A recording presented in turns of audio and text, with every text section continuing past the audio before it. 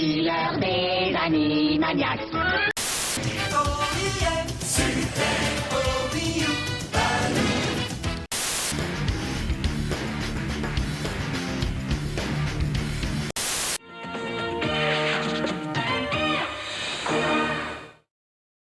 Salut et bienvenue dans ce nouvel épisode de Cartoon in Motion. Vous avez été très nombreux à me demander un épisode sur Batman The Animated Series, donc du coup on va parler d'Avatar. Non mais il est où le rapport mec ? Nulle part, j'aime juste créer de fausses joies chez mon audience.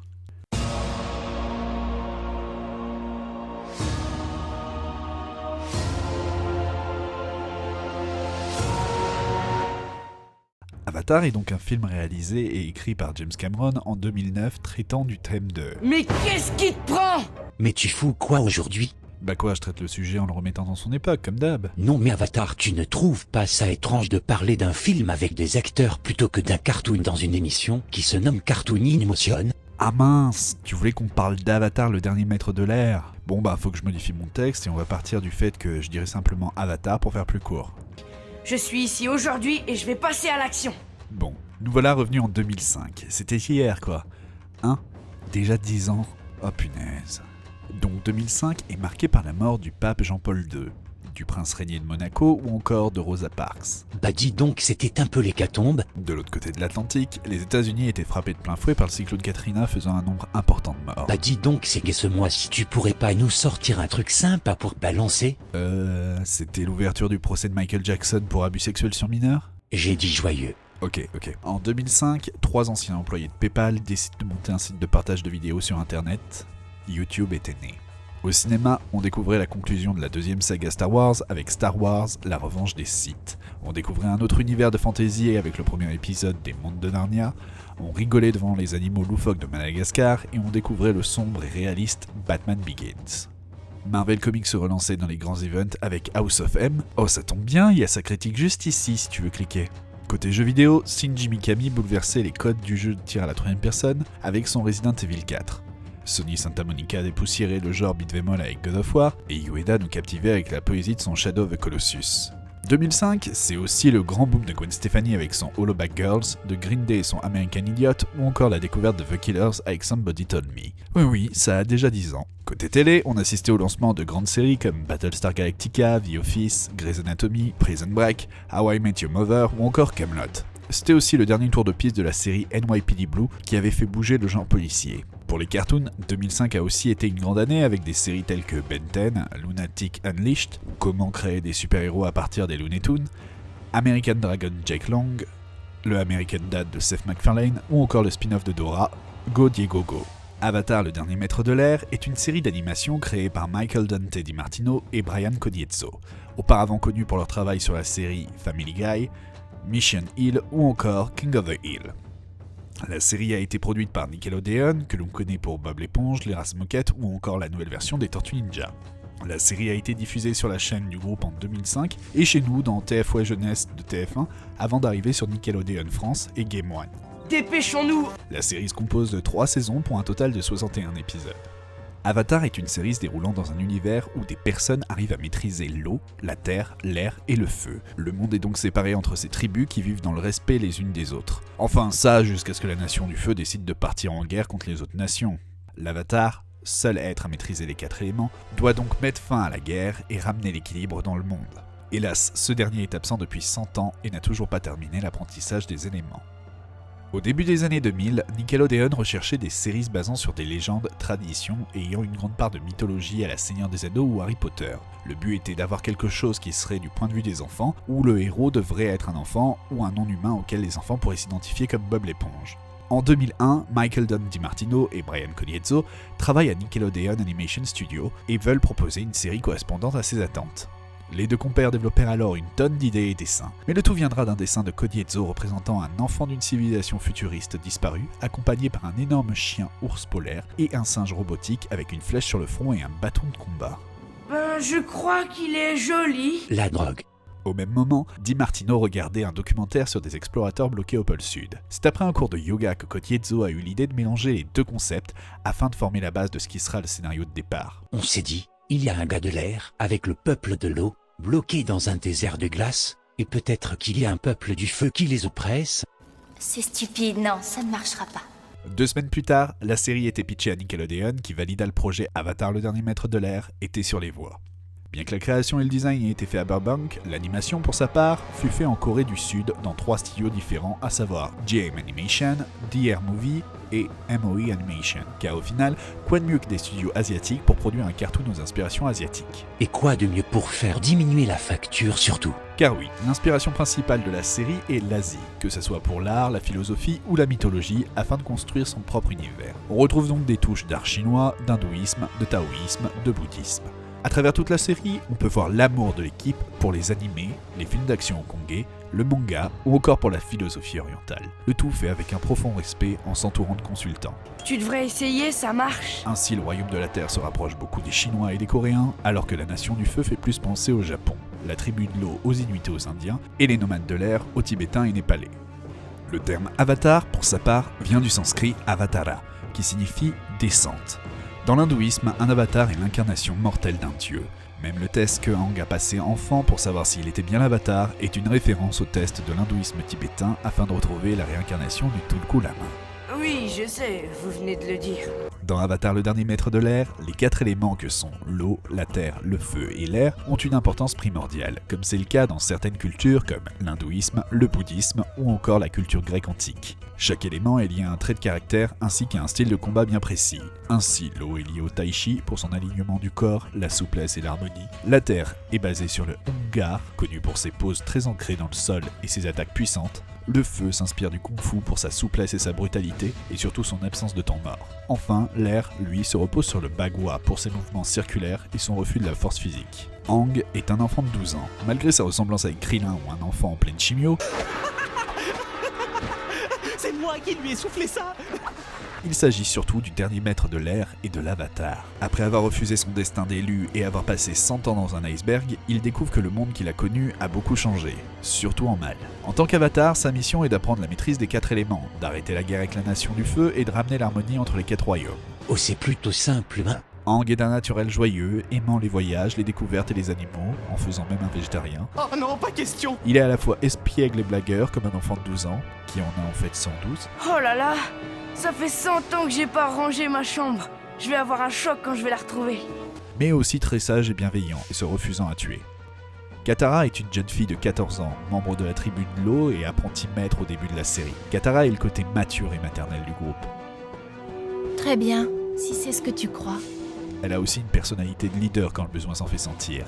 Katara est gentille et généreuse, même si elle peut être souvent très têtue, voire un peu colérique dans certains cas. Une véritable tête de mule, tu veux dire, hein? C'est complètement ridicule, je ne suis pas du tout comme ça. Surtout quand il s'agit de la nation du feu qui a tué sa mère. Au fil de la série, elle va être le maître de Aang dans sa maîtrise de l'eau et aussi son love interest. Sokka est un jeune garçon de 15 ans, grand frère de Katara, et donc lui aussi membre de la tribu de l'eau. Lui ne maîtrise aucun élément, mais est extrêmement inventif et stratège. Son caractère sarcastique, sexiste, immature et sa maladresse en font l'élément comique du groupe. Comme sa sœur, Sokka est un personnage au grand cœur qui évolue de piètre guerrier à vaillant combattant. J'adorerais ça! Ouais, j'adorerais vraiment ça! Fils du Seigneur du Feu, Zuko est un jeune homme de 16 ans qui a été déchu de son titre et banni par son père lui-même, qu'il marqua d'une cicatrice à l'œil. Souriez parce que c'est pas un gentil.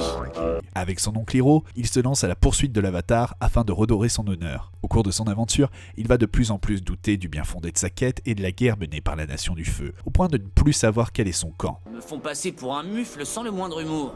Toph est une jeune fille de 12 ans, aveugle et maître de la Terre. C'est d'ailleurs sa maîtrise de la Terre qui lui permet d'appréhender le monde comme si elle voyait, puisqu'elle ressent les vibrations de la Terre. Un peu comme le super-héros d'Ardeville. Traitée comme une infirme fragile par ses parents, elle a décidé de fuir le domaine familial afin de suivre Aang et sa bande, et de le former à la maîtrise de la Terre.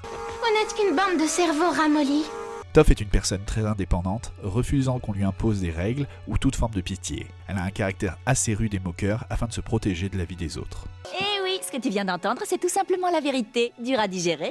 La série a eu un tel succès que des produits dérivés virent le jour. Ainsi, on trouve un artbook chez Dark Horse et un comics nommé The Lost Adventures, reprenant des histoires déjà vues dans le Nickelodeon Magazine, ainsi que de nouvelles histoires. Dark Horse a aussi sorti un graphic novel de Genyang, continuant l'histoire de Aang après la guerre de 100 ans, nommé Avatar The Last Airbender The Promise. publié en 3 volumes en 2012. Une autre histoire, Avatar The Last Airbender, The Search, se concentre quant à elle sur Zuko, Azula et le sort de leur mère. Enfin, le dernier en date, Avatar The Last Airbender, The Rift, se concentre sur Aang et la création de Republic City et sur la relation de Toph et sa famille. Avatar a même eu le droit à ses 7 Lego, à son roller coaster et pas moins de 3 jeux vidéo ainsi qu'un MMORPG. Une série de figurines a même existé et a fait pas mal parler d'elle puisqu'aucune femme n'y était représentée. C'est la réalité ou ce n'est qu'une légende? Alors que la moitié des personnages importants sont des femmes, le comble. Il y a même un film en live action réalisé par M. Night Shyamalan en 2010. A l'origine, le projet était de faire un film par saison, mais les retours étant mauvais, le tout ne s'est jamais fait. Le titre du film fut renommé en The Last Airbender, pour ne pas avoir de confusion et procès, avec le Avatar de James Cameron. D'ailleurs, je n'ai jamais vu cette adaptation à ce jour. Ben tiens, je te passe le DVD, j'insiste. Mais fallait pas, hein. Ah, c'est peut-être pas une très bonne idée. Oh, messieurs! Ce ne sont pas des portraits fidèles. Comme si j'étais une petite pleurnicharde qui fait la morale à tout le monde et passe son temps à faire des discours hystériques sur l'espoir. La série a eu l'honneur d'une sortie intégrale en DVD. Hélas, il est possible de trouver plusieurs éditions spéciales de 12 ou 13 DVD, l'une disponible uniquement chez la Fnac, mais uniquement en VF, et l'autre trouvable entre autres chez Amazon, mais présentant certains soucis d'encodage provoquant des décalages d'images. Un petit peu comme si vous essayiez de regarder un film en 3D, sans être bourré. Dans tous les cas, tous les épisodes sont présents, mais il y a peu de bonus à se mettre sous la dent. Point de vue doublage, on retrouve des voix connues. Pour interpréter l'innocent Aang, il y avait Genaël Sommier, connu pour être la doublure d'un des frères des mondes de Narnia, pour le rôle de Koda dans Frères des ours, Nassor dans Frankenweenie, ou la voix de Cory Baxter dans les séries de Disney Channel. Laura Préjean, pour sa part, doublait la sage Katara. Elle prêtait aussi sa voix à Kristen Bell à la télé, à Tricia Helfer de Battlestar Galactica, à Drew Barrymore ou encore Rachel Weisz ou Batwoman dans Batman l'Alliance des héros. Tony Marrow, qui interprète le personnage de Sokka, vous paraîtra peut-être plus familier si je vous dis qu'il est Howard Stark dans Captain America 1, Clark Kent dans Smallville ou encore Aston Kutcher dans That the 70 Show. Le très prolifique Alexis Thomasian a prêté sa voix à Zuko du Royaume du Feu, mais aussi à Justin Timberlake dans la plupart de ses films, à Tobey Maguire, à Shia LaBeouf dans Transformers, à Zach Braff dans Scrubs, à Fry de Futurama, au Robin de Batman The New Adventures, ou encore à PJ, le fils de Patibulaire dans La Bande à Dingo. Lucille Boulanger, qui double Toph, est plus connue pour être l'ancienne voix française de Dora l'exploratrice, de Lily la copine d'Hannah Montana, ou de Winry Rockbell de Full Metal Alchemist. Le vétéran Marc Cassot prête son timbre de voix à l'oncle Hiro. On le reconnaît principalement pour avoir été une des voix de Paul Newman, du regretté Léonard Nimoy, de Bilbon dans Le Seigneur des Anneaux ou de Dumbledore dans Harry Potter. Rien que ça. Le saviez-vous ? Zuko fut l'un des derniers personnages à être créé pour la série. Le Seigneur du Feu était supposé être le principal antagoniste, mais les scénaristes se sont rendus compte qu'il ne serait pas capable de poser tant de problèmes que ça à Aang et ses amis en restant assis sur son trône. Du coup, Zuko fut créé dans ce but. La séquence d'ouverture de chaque épisode, là où on voit le numéro de l'épisode et son titre, est accompagnée d'une mélodie qui est à chaque fois unique et ne se répète jamais exactement. La mélodie est d'ailleurs caractéristique de l'événement le plus marquant qui va se passer dans l'épisode. C'est incroyable. Michael Dante DiMartino a démissionné de Family Guy pour pouvoir créer Avatar. Le vendeur de choux n'était pas censé être un personnage récurrent de la série, mais dû aux bonnes réactions des fans le trouvant très comique, il est devenu un running gag à travers toute la série. A l'origine, Hiro ne devait pas être l'oncle de Zuko, mais son maître dans la maîtrise du feu. J'en conviens. Katara devait à l'origine se nommer Kia, mais le tout fut changé avant le début de la série et Kia devint le nom de la mère de Katara et Sokka. Le personnage de l'amiral Zhao fut inspiré par le personnage de William Tavington dans Le Patriote. Du coup, la responsable du casting devait trouver quelqu'un ressemblant au personnage. Elle est donc allée chercher Jason Isaac, l'acteur qui jouait le rôle dans le film. La flemmarde. Oui, c'est exact. Le nom de la princesse de la tribu de l'eau du Nord et première petite amie de Sokka se nomme Yue, qui veut dire lune en chinois. Et Suki, le nom de la deuxième petite amie de Sokka, veut dire lune en japonais.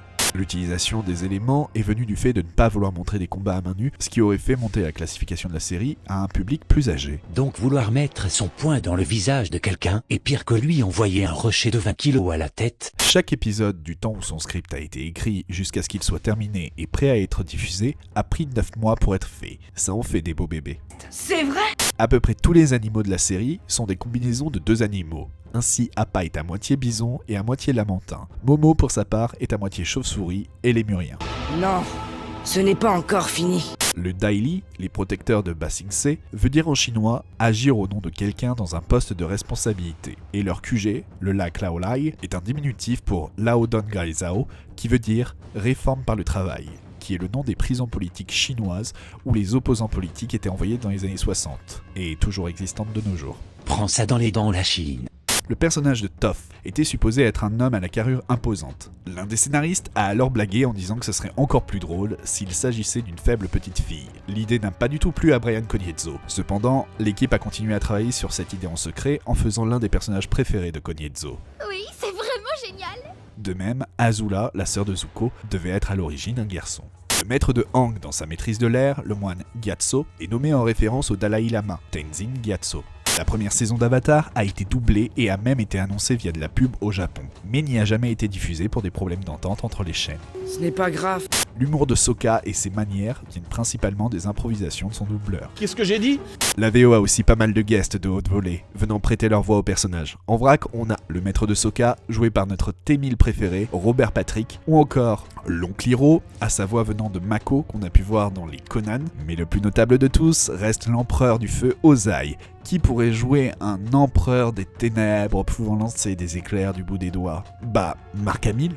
D'autres histoires ont été coupées ou bien tout simplement abandonnées. Il était question que Momo soit la réincarnation du moine Gyatso, de l'identité des parents de Aang, d'un mariage forcé pour Azula, et même d'un épisode avec Aang et Sokka où les deux personnages seraient menottés l'un à l'autre dans la plus pure tradition toonesque. Non, c'est pas juste. Quand j'ai découvert cette série, TF1 a annoncé son arrivée prochaine sur TF-Way en la vendant comme le plus grand dessin animé de tous les temps. J'exagère à peine. Du coup, une partie de moi partait avec un a priori négatif. Tu plaisantes, j'espère. Je sais, c'est bête. Et quand j'ai découvert un ou deux des premiers épisodes, je me suis dit que c'était juste un truc bien enfantin, assez répétitif, et j'ai passé mon chemin. Alors tu renonces toi aussi? Pauvre fou que je fus. Et du coup, c'est en voyant pas mal de gens en dire du bien sur internet et parmi mes amis que j'ai enfin décidé de me lancer dans un marathon Avatar il y a quelques mois pour voir si le tout était aussi bon que ça. Et mon Dieu, pauvre fou que je fus. Alors oui, Avatar, le dernier maître de l'air, est bien une série ciblée pour les enfants, mais qui ne les prend pas du tout pour des imbéciles, et c'est assez rare pour le noter. De plus, elle n'oublie pas les adultes, qui peuvent la suivre tout aussi bien comme un drama tellement son scénario est riche et son univers travaillé. Précédemment dans Game of Avatar. De plus, le mélange entre comédie-action est très bien jaugé, avec un humour plutôt bien placé et qui n'est jamais trop lourd, plutôt créatif et ironique. La série n'hésitant pas à se moquer d'elle-même à plusieurs reprises. Et pourtant, la série a pris beaucoup de risques, que ce soit sa fusion des genres entre le cartoon américain et le style animé à la japonaise, ou bien encore l'aspect feuilletonnant peu apprécié des networks, car obligeant à diffuser la série dans un bon ordre et aux spectateurs à suivre l'histoire, sans quoi ils peuvent être assez vite perdus et du coup lâcher la série. L'un des éléments prédominants dans la série, c'est son scénario. Simple mais dense à la fois, pas aussi enfantin qu'il y paraît dans un premier temps, et avec peu d'épisodes de remplissage. Quand on voit toute l'histoire défiler devant nos yeux, on comprend que oui, elle était pensée depuis le début, que la fin avait déjà été écrite, comme le dit Konietzko lui-même. Well, I mean, if someone came up to you and said, I want to tell you a story, it's the best story in the world, you're like, awesome, like, it never ends. I would turn and walk the other way. I don't want to hear a story that never ends, you know, unless it's the never-ending story, which is a fantastic movie. Et c'est rare les séries qui ont le bon goût de s'arrêter quand elles l'avaient prévu et voulu. Surtout quand le succès est au rendez-vous, mais c'est ce qui contribue à en faire des classiques. C'est la chose la plus stupéfiante que j'ai vue dans ma vie. On peut aussi voir que malgré le nombre important de scénaristes qui sont passés sur la série, une supervision était effectuée qui contribue à ce que le tout reste cohérent. On pourra donc d'autant mieux apprécier les multiples rebondissements et les storylines secondaires intéressantes. Car même si le titre de la série est Avatar et donc devrait se centrer sur Aang, tous les personnages ont droit à leur développement, à leur moment de gloire, mais le tout est encore fait avec finesse, nous permettant de voir leur évolution cohérente et constante. On en ressort avec l'impression de les avoir vus grandir sous nos yeux au fil des épisodes. Sniff, le temps passe si vite. Et même si la plupart des personnages sont construits autour d'un archétype, on peut voir comme ils sont tous complexes, avec une histoire riche, surtout en ce qui concerne les méchants. Ah, je connais mon destin. On nous montre assez vite que tous les habitants de la Nation du Feu ne sont pas mauvais et que tous les habitants des autres nations ne sont pas bons. Au revoir le manichéisme des cartoons pour enfants, ici on a affaire à un monde crédible. Au final, le personnage dont le stéréotype est le plus prédominant est Aang, et ça parce que par la nature même du voyage initiatique, le tout est plus ou moins attendu. Et encore, il arrive à nous surprendre à plusieurs reprises. L'écriture des personnages est d'ailleurs très bonne. Dans une série, il n'est pas rare d'avoir un ou deux personnages préférés. Cependant, en parlant autour de nous, on se rend assez vite compte que la plupart des fans aiment souvent le même personnage. Iron Man chez les Avengers, Vegeta dans Dragon Ball Z.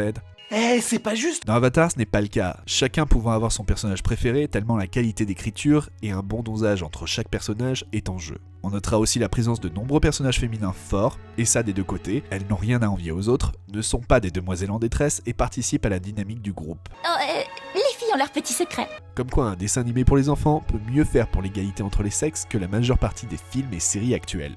On peut faire le même constat en ce qui concerne les représentations raciales avec deux des personnages principaux qui ont la peau assez mate. Cependant, Avatar n'est pas exempt de défauts. Par exemple, comme de nombreuses séries, il n'ose pas assumer les relations amoureuses qu'il crée entre ses personnages. Ainsi, Aang et Katara ont bien une histoire très touchante et mature au début de la saison 2, mais très vite, on restera dans un statu quo interminable. Ce n'était pas mon intention. La série ne sachant pas trop comment traiter la chose sur le long terme. Heureusement, ces défauts sont assez mineurs en comparaison aux qualités qu'offre le show. L'autre point important de la série, c'est son univers vaste, inspiré de cultures variées, travaillées afin de suivre les propos que voulaient faire passer les auteurs. On ne nous livre pas tout d'un coup, c'est une découverte au fur et à mesure, un peu comme les personnages, et permettant de s'immerger dans cet univers au fur et à mesure. Un peu comme à la mer après le déjeuner. Découvrir le monde d'Avatar, c'est découvrir de la poésie, des leçons de sagesse, de la philosophie, des musiques inhabituelles. Et la baston. Frappe au lieu de discuter. Et tout ça à destination d'enfants qui n'ont pas vraiment l'habitude de côtoyer une culture asiatique autre que la japonaise dépeinte dans certains animés. Et encore. C'est une idée fantastique. Côté animation, le tout est très fluide avec de belles chorégraphies donnant un rendu organique. Au fil des saisons, on peut voir la progression de la qualité jusqu'à nous offrir un final en 4 parties digne d'un film d'animation. Quand on parle de cartoon pour enfants et de voyage initiatique, on s'attend à trouver une morale très présente visant à éduquer entre guillemets les enfants. Et c'est le cas avec Avatar. C'est ma très grande faute. Et je m'attendais au pire avec cet aspect. Mais étrangement, le tout n'est pas lourd, ni vu 1000 fois, voire trop attendu. La série prend souvent un angle innovant pour présenter un sujet déjà vu, rendant le tout assez original et venant servir les personnages et non l'inverse. En effet, on ne s'attend pas trop à ce qu'une série jeunesse parle de souffrance des civils liés à la guerre, de la vengeance, du refus d'accorder son pardon à un adversaire nous ayant fait souffrir, de l'honneur, de la violence, de la morale, d'un élu ayant refusé son destin et devant faire face au mal que cela a engendré, et surtout à la question, la fin justifie-t-elle tous les moyens, même quand il s'agit du bien de tous? À croire que les créateurs de la série se sont dit que les enfants devant la télé pourraient réfléchir et pas simplement être là pour attendre entre 2 pages de pub. Pardon, tu disais, j'entendais rien à cause de ces super céréales pleines de sucre qui vont me donner des œufs solides. Ça alors, quel soulagement. Alors oui, la saison 1 est assez enfantine, du moins pour le début, et plus l'aventure avancera, plus le ton deviendra sombre. Alors c'est parfait. Avec la saison 2, rendez-vous nous offrant un fin de saison superbe, faisant partie de mes épisodes favoris. Et étrangement, on peut voir dans cette saison pas mal de références à Star Wars, l'Empire contre-attaque, que ce soit par le ton, le héros suivant un entraînement mais devant l'interrompre pour aller aider ses amis qui sont en grande difficulté, et bien d'autres encore. Au final, Avatar le dernier maître de l'air est une série à ne pas rater, avec un scénario riche, un univers intéressant et plein d'autres qualités. La série apporte un vent de fraîcheur au genre et est une de ces séries qui a su laisser un impact sur son public, mais aussi sur l'industrie. On a affaire à une série très addictive et il sera dur de ne pas enchaîner les épisodes. En somme, on peut considérer qu'Avatar est un peu le Batman The Animated Series des années 2000. Comme pour cette série, elle possède une très large fanbase, est reconnue pour la qualité de travail fournie et pour le respect des créateurs envers son audience. Et je le vois maintenant le rapport avec le début de la vidéo. Et si tu ne connais pas la série, j'espère que cette vidéo t'aura donné envie de te jeter sur les coffrets DVD et de suivre les aventures de la team Avatar. Eh mais tu n'as pas parlé de la légende de Korra. Mais qu'est-ce que vous attendez? Faites-le! Et oui, j'ai volontairement pas traité la suite de la série, à savoir la légende de Korra qui se déroule 75 ans plus tard, puisqu'elle pourra faire l'objet d'un prochain Cartoon in Motion. Et ce sera la conclusion pour cet épisode de Cartoons in Motion. N'oublie pas que...